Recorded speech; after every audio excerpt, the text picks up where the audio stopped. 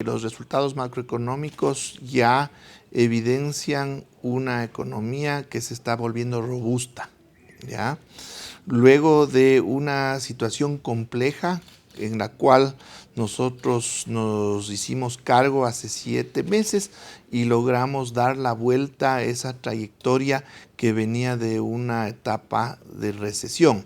Así que de una economía cuyo Producto Interno Bruto cayó en 1.5% en 2016, ahora creció en 1.5% en 2017, lo que denota un manejo económico serio y responsable. Primeramente hay un factor que es fundamental, que es el de la generación de confianza y de un clima positivo en la economía ecuatoriana, que a nivel interno se ha traducido en un incremento del consumo, es decir, las personas han decidido, gracias a esas expectativas positivas, incrementar su demanda de bienes y servicios, lo cual ha activado a esta economía que venía en descenso del año anterior. Pero asimismo, hay un trabajo que lo hemos hecho muy fuerte a nivel internacional para mejorar notablemente la perspectiva que se tenía de la economía ecuatoriana, y esto está ya dando resultados en términos de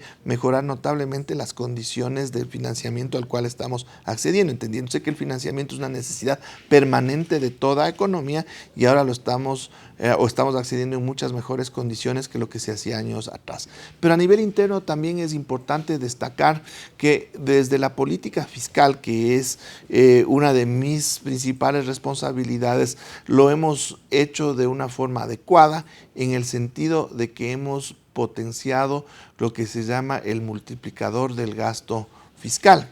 ¿Qué es esto? Cómo los recursos públicos al inyectarse a la economía generan dinámica, y en este caso nosotros hemos establecido como política institucional ponernos al día con muchas obligaciones que teníamos, especialmente con actores pequeños de la economía, con proveedores y principalmente con los GATS. Entonces, de esa manera, al ponernos al día y que estas instancias puedan desarrollar sus actividades, cuando la junta parroquial en el territorio puede adoquinar una calle o el municipio pequeño por acá puede desarrollar alguna de sus obras, lo que estamos es utilizando esos recursos fiscales en el sentido de generar dinámica económica expandida en todo el territorio, que resulta que es mucho más fuerte o poderosa que cuando se destinan recursos concentrados, por ejemplo, a grandes obras de infraestructura. Si bien el año pasado ya se hablaba de una recuperación para el 2017, las previsiones han sido mejores, ¿no? Han superado la proyección. Efectivamente, nosotros inclusive siendo en algún momento optimistas, dada la grave situación en la que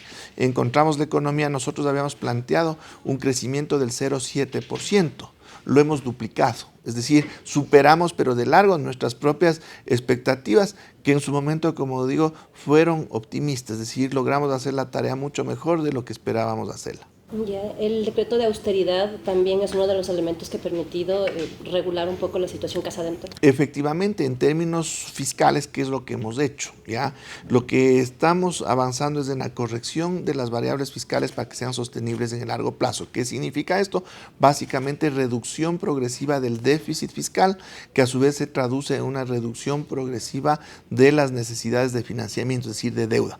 Y esto implica esfuerzos importantes en términos de reducir los gastos en la medida de lo posible o evitar nuevos gastos. Y el decreto de austeridad nos ha permitido evitar gastos por alrededor de $500 millones, que ha contribuido notablemente en el sentido correcto del manejo de las cuentas fiscales que estamos haciendo. Si en el 2017 en el presupuesto nosotros establecimos un déficit del 4.5% y para 2018 ya del 3.9%. Entonces estamos avanzando de a poco, porque tampoco se puede hacer recortes muy fuertes, porque esto también podría generar efectos negativos en la economía, pero estamos avanzando en la dirección correcta de ir reduciendo este déficit hasta alcanzar niveles cercanos al equilibrio sostenibles en el largo plazo.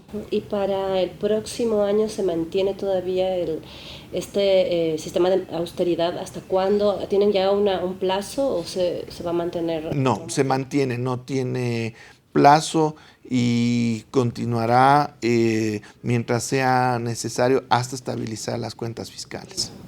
Ahora, la ley de reactivación económica también es otro de los elementos que han sido vistos como fundamentales, ¿no?, para poder seguir encaminando este curso de recuperación económica. Sin embargo, ha habido varios cambios desde la Asamblea. Ahora están ya discutiendo también ya el veto del Ejecutivo. ¿En qué medida la ley, como está planteada, va a permitir justamente la recuperación económica? Porque también ha habido mucho cuestionamiento por el lado del sector empresarial y también por el sector financiero. Ya, nuestro esquema de manejo económico evidentemente va dirigido hacia los grandes objetivos nacionales. Principalmente estamos enfocándonos en el bienestar de los ecuatorianos para ir mejorando cada instante las condiciones de vida de los ecuatorianos, pero esto muchas veces, o las acciones que nosotros tomamos, pueden oponerse a ciertos intereses particulares, ¿ya? Siempre procuramos que la afectación sea la mínima posible, pero puede darse ese caso. Y desde estos sectores que no podemos decir que son afectados, pero son aquellos a los que les exigimos una contribución adicional, un esfuerzo adicional en función de país, es desde donde surgen estas críticas que muchas veces son magnificadas por un sesgo que se da desgraciadamente desde los mismos medios de comunicación, mientras que no se está evidenciando todo el beneficio que se genera y el número de beneficiarios que acceden por el otro lado a los mecanismos que nosotros hemos implementado, que van dirigidos principalmente a fortalecer al sector privado, pero aquella parte del sector privado que es la mayor generadora de empleo. 70% del empleo en el Ecuador desde el sector privado se genera en las micro y pequeñas empresas, y tenemos toda una batería de acciones dirigidas a impulsar la producción desde ese espacio. Han tenido acercamientos últimamente con este sector para poder dialogar, sobre todo también en el caso del manejo del dinero electrónico, ¿no?, que ya la Asamblea se allanó al veto y está aceptando que el dinero electrónico se ha manejado también por el sector privado. Bueno, el diálogo es permanente y una señal muy fuerte en el sentido de que nosotros apoyamos en general al sector privado, entendemos su importancia y también la relevancia de su papel ha sido el traslado de la operación del dinero electrónico al sistema financiero nacional, donde está la banca pública, además de las cooperativas de ahorro y crédito y la banca privada, ya que han sido unos de los principales interesados en operar con este sistema.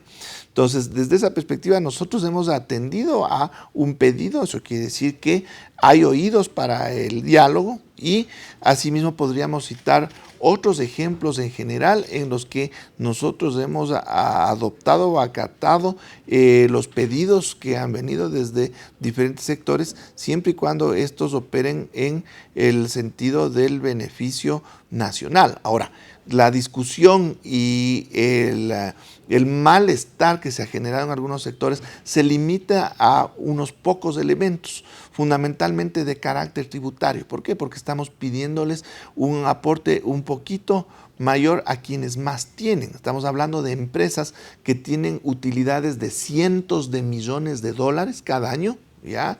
Y que les estamos pidiendo un 3% más en el impuesto a la renta, por ejemplo, o estamos estableciendo mecanismos que nos ayudan a controlar de mejor manera al contrabando que se realiza en las propias aduanas, que afecta a la creación de empleo en el Ecuador, pero hay voces de protesta frente a estos mecanismos que son saludables en términos de impulsar empleo y producción nacional.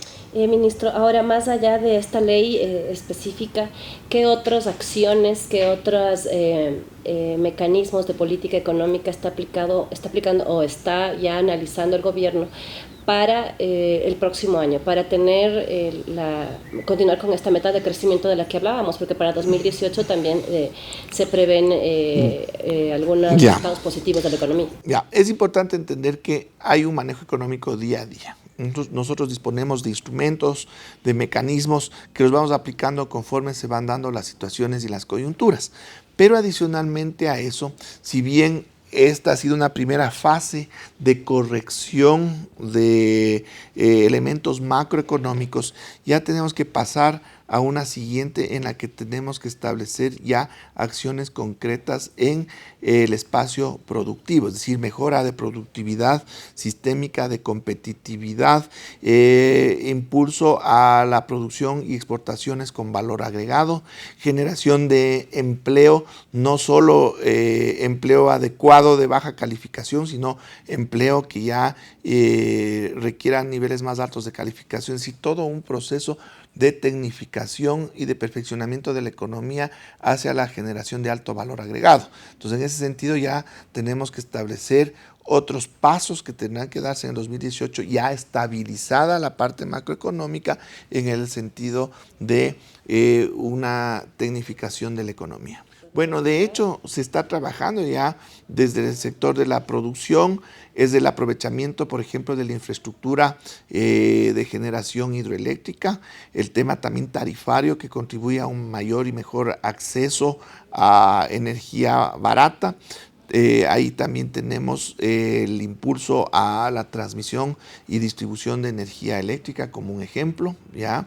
Tenemos otros espacios en los que se está trabajando que más bien van en la línea de incorporar al sector privado en actividades que antes eran exclusivas del sector público a través de alianzas público-privadas. Un espacio importante es el tema vial, es decir, mantenimiento de vías y construcción de nuevas vías, pero a cargo del sector privado que a su vez genera una producción y construye nueva infraestructura. Es decir, hay varios espacios en los que estamos trabajando en ese sentido. También en temas petroleros. Se están ya planificando nuevas inversiones para ampliar la extracción petrolera en el Ecuador. Se está trabajando ya para poder avanzar en el tema de la refinería del Pacífico, que nos permitiría contar con derivados generados localmente a costos mucho más bajos, lo que eliminaría la necesidad de subsidiar a los combustibles a nivel nacional, etcétera. Pero en términos ya de la evolución de la economía en el año 2018 tenemos este momento ya indicios muy claros de que la evolución va a superar la del 2017. Principalmente en términos del crecimiento tendremos una tasa de por lo menos del 2.04% según una proyección del Banco Central, que puede ser inclusive conservadora, puede que crezcamos más todavía. ¿Ya? Vamos a evidenciar también una dinámica económica más fuerte, va a darse o a concretarse ya generación de empleo, es decir, vamos a tener una transición de empleo inadecuado al empleo adecuado importante. Nuestra meta en este caso para los próximos 4 años es subir de alrededor del 40% del empleo adecuado que tenemos en este momento a un nivel cercano al 45%. Entonces, en esa medida, vamos a evolucionar y vamos a ir en esa línea, sin descartar que existen también algunos puntos críticos. El sector externo sigue siendo un punto crítico con un dólar que se está apreciando por la política monetaria estadounidense. Los costos financieros a nivel internacional están también incrementándose por esa política, lo que puede tener alguna incidencia en el país, especialmente el tema del dólar, porque estamos en una situación ya difícil en términos competitivos, ya con costos de producción cada vez más altos y en dólares. Y por el otro lado, incentivos muy fuertes para importaciones, que significa salida de dólares cuando nuestro sistema monetario se basa en la disponibilidad de dólares en la economía. Es decir, todos esos problemas nosotros tenemos que irlos enfrentando y hemos de ir avanzando día a día para poder tenerlos bajo control.